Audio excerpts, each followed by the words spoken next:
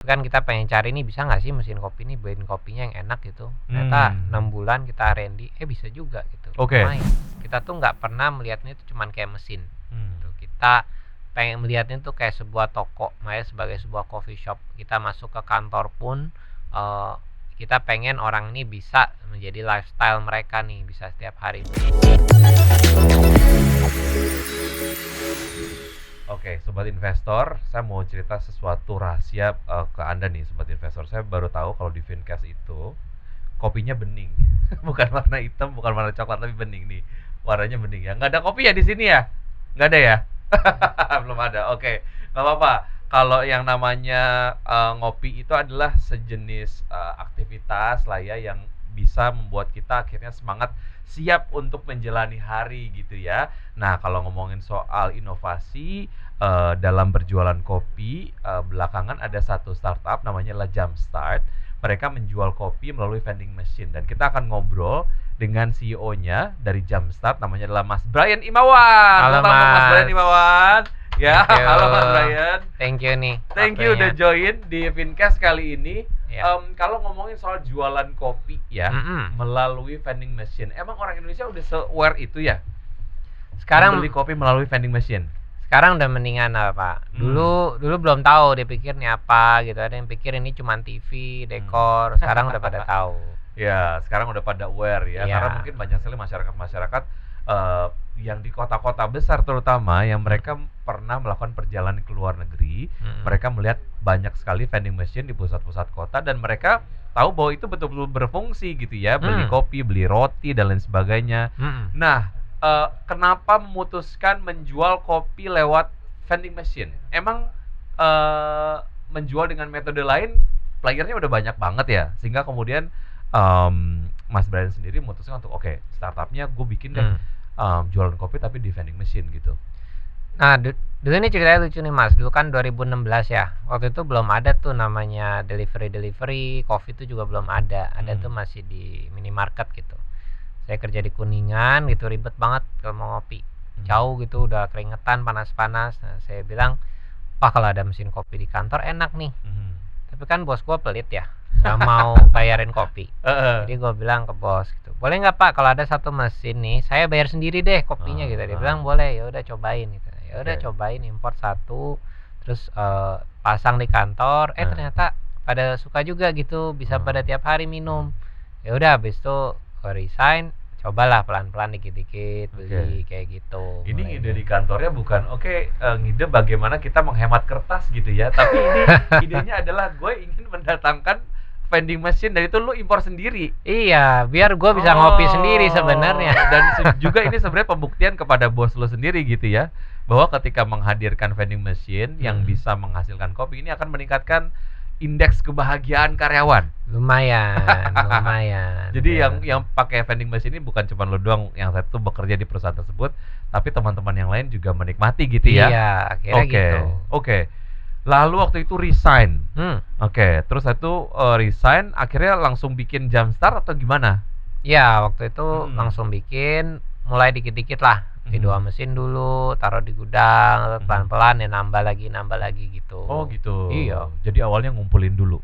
Iya, ngumpulin dulu dong. Oke, dan itu semuanya memang secara spesifikasi khusus untuk jualan kopi gitu ya? Iya, karena dulu kan kopi baru mulai nge-boom ya. Terus kita pikir ya udahlah kalau coffee shop kayak udah banyak gitu. Terus tapi kan kita pengen cari nih bisa nggak sih mesin kopi ini bikin kopinya yang enak gitu. Ternyata 6 bulan kita R&D, bisa juga gitu. Oke. Lumayan.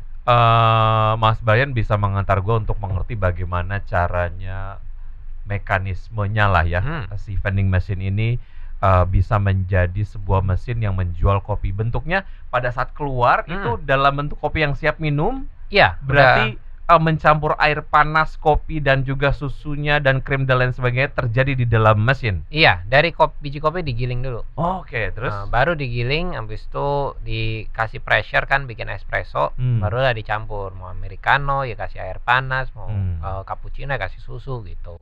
Gula atur sendiri. Jadi yang bekerja adalah full mesin. Full mesin. Gak ada orang di dalamnya ya? Gak ada.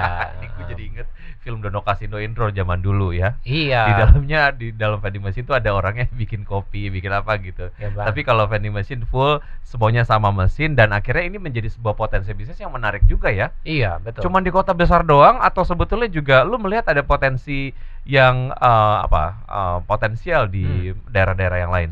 Sekarang kita sih udah ke 11 kota nih, Mas. Jadi Hmm. kita pas ternyata masuk ke ya kayak Jogja, Solo, Semarang, ternyata banyak juga kok potensi di sana. Mereka justru wah ini barang baru seru gitu. Oke. Yang kita dengar tentunya adalah cerita suksesnya ataupun mungkin cerita-cerita manisnya lah ya. Nah, Tapi gue pengen denger nih suka dukanya iya. atau dukanya deh, cerita dukanya gitu. Sukanya kan tadi udah dikasih tahu ya. Sekarang Iya. kemudian udah cukup ekspansif, banyak orang yang cukup familiar lah dengan vending machine gitu. Nah, waktu itu begitu keluar resign, vending machine cuma satu, habis itu modal udah banyak. Belum lah. Oh, belum. Oke. Dikit. Beli mesin lagi. Beli mesin. Satu mesin berapa sih, boleh tahu nggak? Satu mesin ya 20 sampai 40-an lah dulu. Juta. Juta. Oke, terus? Terus ya modal kan dikit, ya semua campur-campur lah, taruh pinjem gudangnya paman saya, terus ya kerja di gudang, ya saya juga yang nge-refill angkut galon gitu. Ya coba berhemat lah dulu masih. Oke. Ya, awal-awal ya sesuai kayak Mas bilang tadi kan belum ada yang tahu. Oke. Jadi saya ke gedong-gedong gitu kan, saya nanya boleh nggak pasang mesin ini aja, mereka nggak ngerti apa gitu kan. Terus gimana mereka? Ya mereka nggak ngerti ya ditolak. Aha. Akhirnya ya cobalah mulai cari teman gitu, siapa ya teman biasa lah ya, teman boleh nggak pasang di kantor, boleh nggak pasang, ya pelan-pelan baru nyebar lah. Oke. Gitu. Ya. Lo termasuk orang yang memanfaatkan excitement dari ekosistem startup nggak sih? Artinya gini, kalau kita ke beberapa puluh tahun yang lalu, ketika kemudian narasi startup itu nggak se-booming sekarang, untuk memulai bisnis ada challenge lain lah ya gitu. Tapi kemudian lo came up dengan sebuah idea, lu jump in kepada narasi startup ini, terus orang kemudian lihat ini sebagai sebuah idea yang juga menarik sebetulnya ya. Benar. Lu juga menikmati itu ya? Lumayan lah, kita pas emang timingnya riding the wave kayak Mas bilang kan, startup lagi mulai booming 2018. Ya. Waktu itu juga digital payment lagi naik gitu. Ya udah akhirnya kita bisa berkolaborasi lah dengan beberapa startup lainnya, bareng-bareng tumbuh bareng dulu. Oke. Itu berarti ngumpulin mesinnya ataupun modalnya itu berarti modal sendiri dulu, atau ada investor anggota keluarga lah gitu yang jadi angel investor gitu ya? Iya, Minjemin awal-awalnya duitnya gitu. Terus? Ya awal-awalnya gitu, terus kita mulai nambah lah sampai 100-an mesin gitu, baru ya ada investor yang masuk akhirnya. Oke. Apa yang lu sampaikan kepada investor untuk kemudian mereka yakin bahwa oke, vending machine ini akan potensial loh, walaupun kondisinya pada saat itu belum banyak orang yang familiar gitu sama vending machine. Ya, ya kebetulan sih kan kalau visi-visi pada ngerti lah setidaknya ini apa ya. Nah waktu itu ya kita nge-pitch-nya juga nggak gampang. Cuman ya kita bilang justru kalau misalnya udah banyak nanti malah telat gitu. So ini saat dimana belum ada yang ngelirik, pas dulu juga digital money mulai naik, wah ini kayaknya kesempatannya gitu. Oke. Akhirnya ada lah yang percaya. Betul, karena sebetulnya kalau pengalaman gue sih ya, kalau menggunakan vending machine dengan menggunakan uang kertas, itu biasanya sering banget uang kertasnya ditolak karena dibilang katanya uang kertasnya jelek gitu ya. Tapi dengan momen sekarang uang digital udah sering banyak sekali dipakai sama orang-orang. Ini memudahkan orang untuk bertransaksi menggunakan vending machine gitu ya. Iya betul. Ada satu challenges yang udah terlewati lah di situ. Betul. Untuk akhirnya bisa experience membeli kopi melalui vending machine. Benar. Oke, sekarang totalnya mesinnya udah punya berapa, Jamsar? Sekarang kita udah 4.000-an. Nice.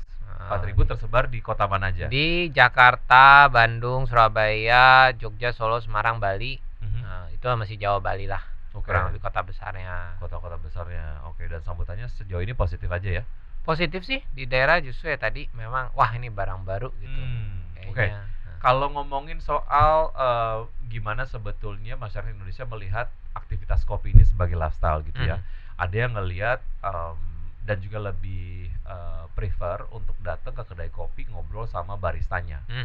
Tapi kalau gue minum kopi yang gue dapatkan dari vending machine, otomatis ada experience yang gue tidak lagi rasakan gitu ya. Ngobrol sama barista, wifi-an, duduk di kafe dan lain sebagainya gitu.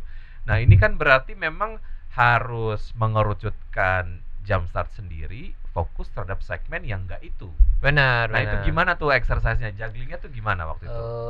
Jadi ya kita lihat kan kalau kopi ini kan tergantung, kalau di kafe kan gue pengennya enjoy ya, duduk santai. Tapi kan kalau lagi jam kerja gini kan udah macet, udah mesti telat gitu kan butuh yang cepet gitu. Jadi ya dari jam start ini kita ngeliat sebenarnya kita tuh bukan pengen mereplace coffee shop, malah kita tuh bisa bareng-bareng gitu tumbuhin ekosistem kopi.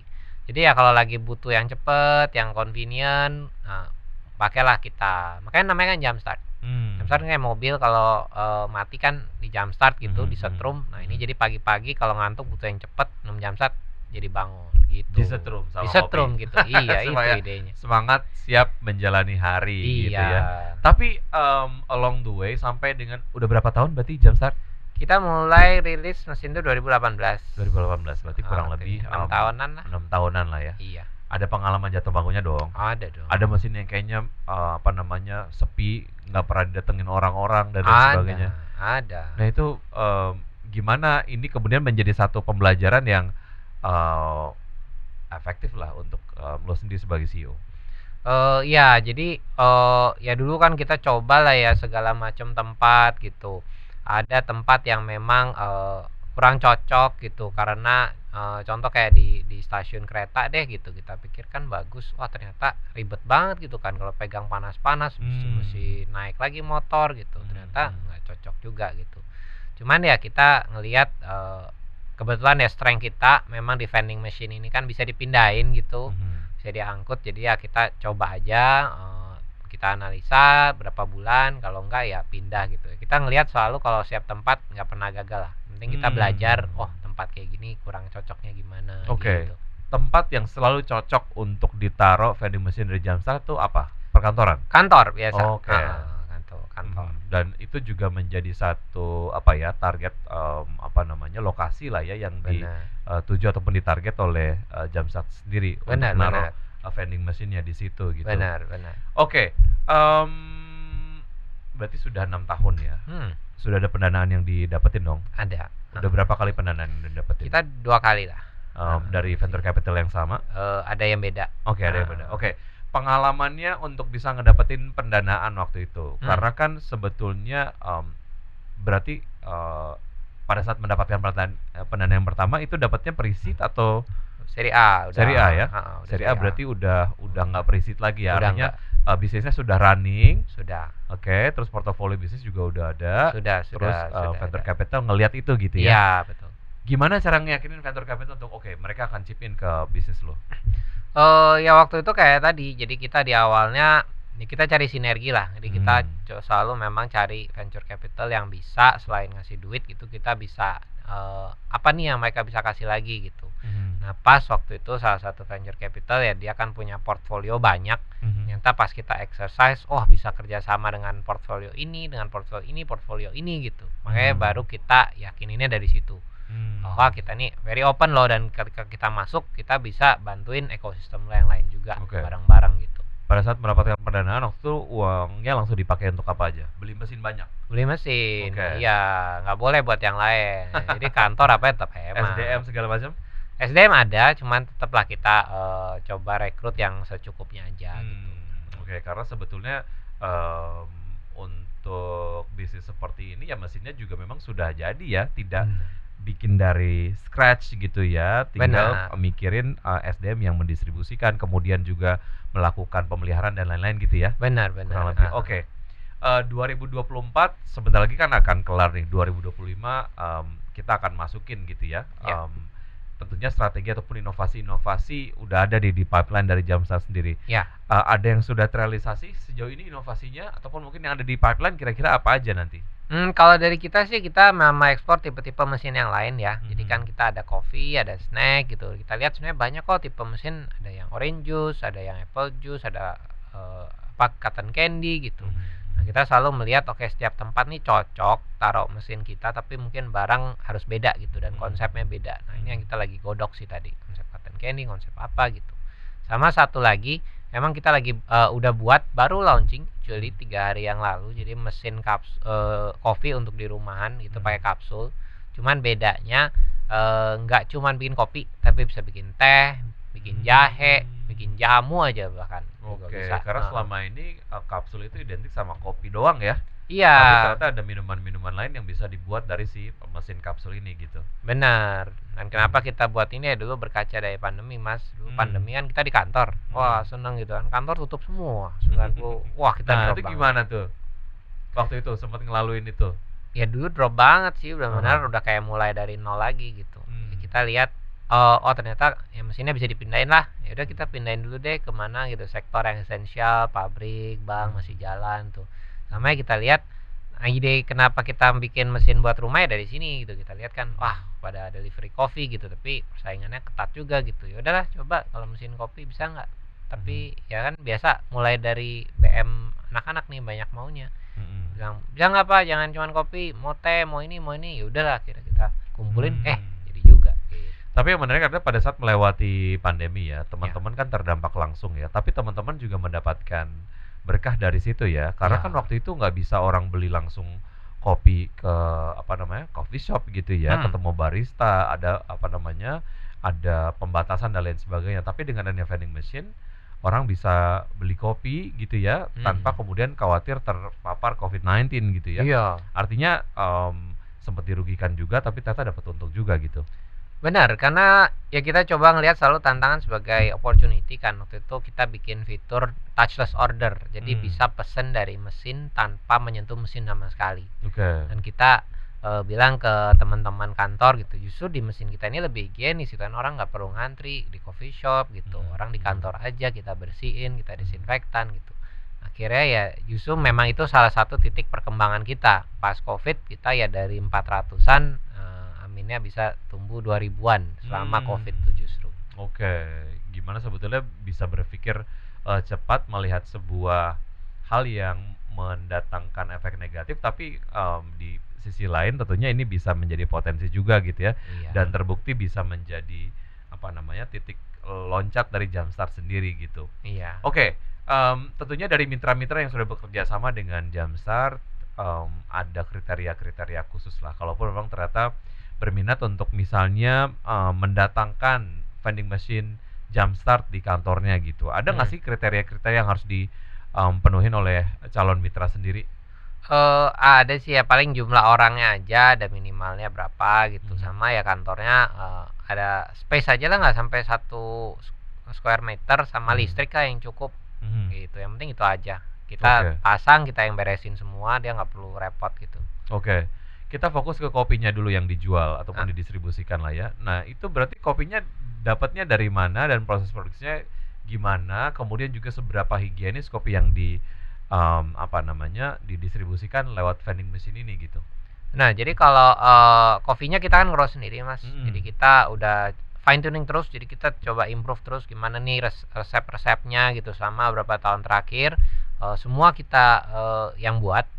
Terus kita tim kita semua, jadi tim kita yang isi ulang, tim kita yang bersihin gitu. Jadi lebih terjamin lah, dan semua udah dilatih. Di dalam mesinnya juga kan ada lampu UV untuk ngebantu bersihin kumannya gitu.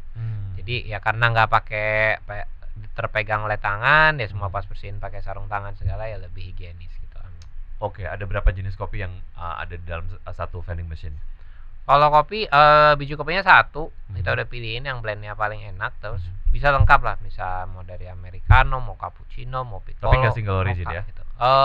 Enggak, justru dulu kita pertama single origin, tapi ternyata orang lebih suka yang ada campurannya malah. Ada campuran antara robusta, arabikanya juga arabica yang mana gitu ya, dicampur lagi ya. Benar, iya. Tapi kita pastiin memang kualitas pasti yang bagus punya. Oke, harganya berapa untuk satu cup kopi yang kita bisa peroleh di vending machine Jamstart? Harganya mulai 8 ribuan sampai ke 12 ribuan gitu. Jadi kalau yang kayak gula aren, kayak yang kopi. Jadi ukurannya ada 2, ada cup yang kecil, ada yang gede. Kalau yang gede ya 12 ribuan gitu. Cukup murah ya. Murah dong. Maksudnya kan kalau kayak kita beli di coffee shop lah ya, untuk aren sendiri bisa 20 sampai dengan 30 ribuan lah. Ini Bener. bisa dengan berapa tadi? 12-an. 12 ribu, tapi bisa ngedapetin kopi yang kurang lebih most likely sama rasanya ya. Iya dong. Oke. Sebetulnya bisnis ini tuh paling sensitif terhadap apa sih? Dan sejauh mana dari lo sendiri sebagai CEO mengantisipasi lah supaya kemudian bisnisnya tetap sustain gitu ke depan? Pasti kalau F&B kepercayaan sih ya. Jadi kalau kayak kita kan makan di restoran atau apa, sekali misalkan wah kurang enak gitu, kayaknya males nih balik lagi gitu. Jadi sama ya, kita lihat di sini kan namanya teknologi ya, pastilah kadang-kadang mungkin ada masalah gitu. Jadi tim QC kita, tim CS kita sih yang harus ketat gitu. QC ya mastiin mesinnya ini secara rasa tuh masih optimal. Customer support ya kalau misalkan ada masalah cepat gitu refund. Jadi kita memang terapkan refund tuh nggak perlu banyak bertele-tele gitu. Pokoknya siapa yang nggak suka rasanya pun kita pasti balikin. Oke. Gitu.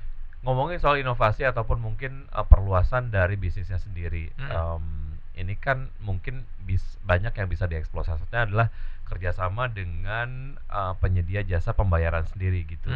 Itu juga dilakukan secara komersial, artinya mendatangkan cuan sendiri buat lo, atau itu kayak kerjasama barter aja, atau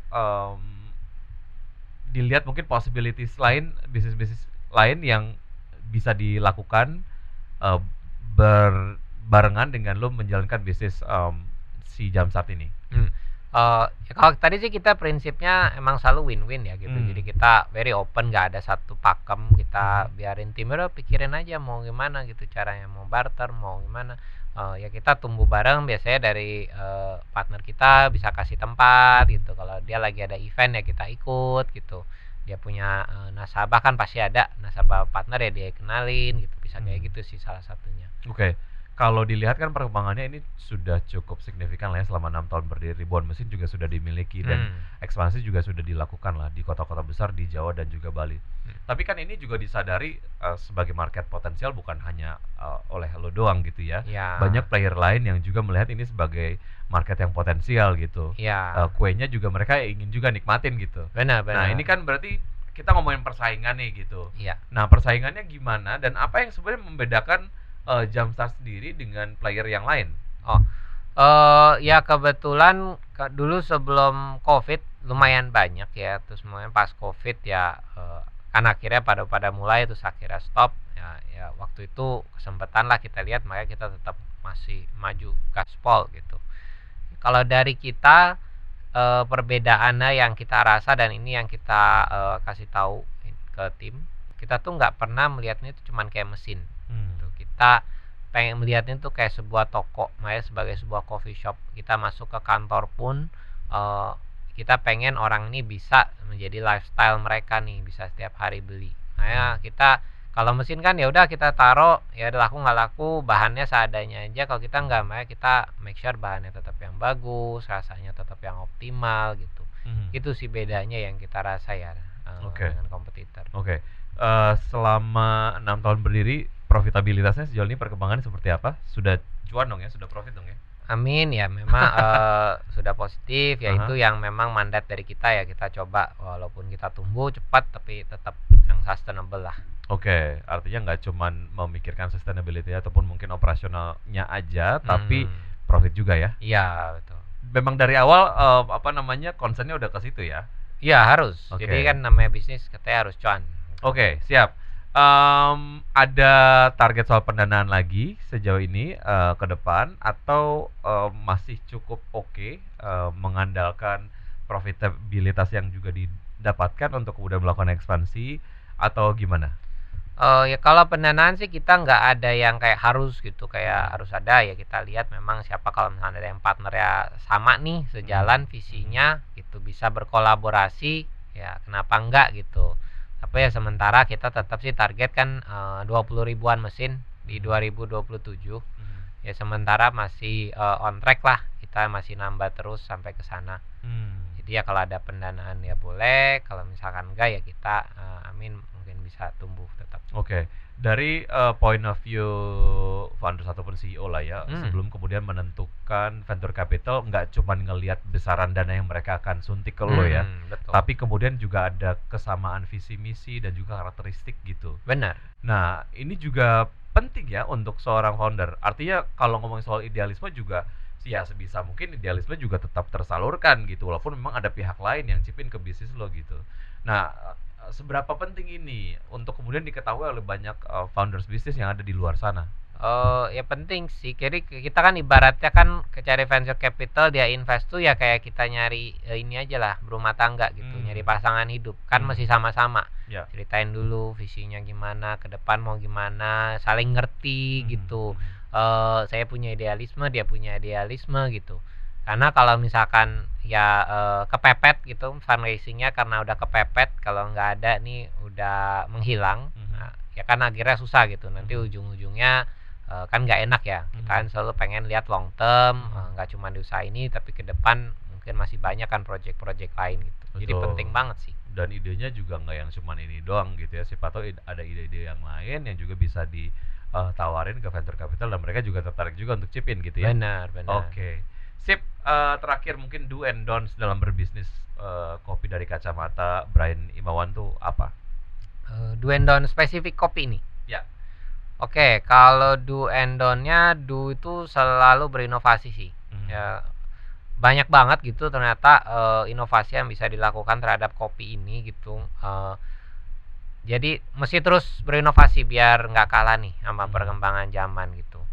Kalau don't-nya, ya don't-nya itu mungkin jangan cepat menyerah juga gitu, dan jangan merasa pengen semuanya menikmati kopi kita gitu, karena ujung-ujungnya kan pasti ada lah ya orang yang suka, ada yang enggak gitu. Mesti cari target marketnya itu biar pas gitu, lebih terukur, lebih menu-menu kreasinya tadi, inovasinya juga lebih terarah gitu sih. Oke, dan juga sebetulnya akan menemukan segmentasinya sendiri gitu ya, at the Benar. end of the day gitu. Walaupun memang ada yang kemudian nggak terlalu favorable dengan menikmati kopi melalui vending machine, tapi ternyata banyak juga yang suka gitu ya. Iya, betul. Oke, target dalam jangka pendek dan panjang apa untuk Jumpstart?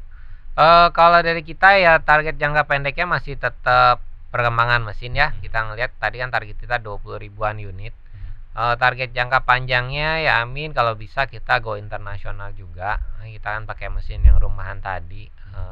Banyak juga sih kemarin sempat dibawa mesinnya sampai ke Bukares malah. Ternyata ada suka juga orang-orang di sana, lagi ada acara gitu. Jadi kita lihat nih potensinya, semoga kita bisa membawa kopi Indonesia dan ini ke luar negeri gitu. Oke, sejauh ini kopi yang dibawa adalah kopi lokal Indonesia ya? Betul. Oke, karena memang di luar negeri juga banyak yang suka kopi-kopi Indonesia ya? Iya. Oke, thank you sudah join di Fincast episode kali ini, Mas Brian. Tepuk tangan yang paling meriah untuk Mas Brian. Yes. Semoga target-target dan jangka panjang ataupun jangka pendeknya bisa tercapai ya, dan juga makin banyak juga mesin-mesin dari Jumpstart ini tersebar di seluruh Indonesia. Dan jangan lupa untuk sobat investor untuk terus menyaksikan Fincast di episode-episode lainnya, karena kita masih punya topik-topik menarik lainnya yang harus kamu tonton ya. Saya Wiki Adrian pamit. Dah. Thank you, Mas. Thank you ya, Mas.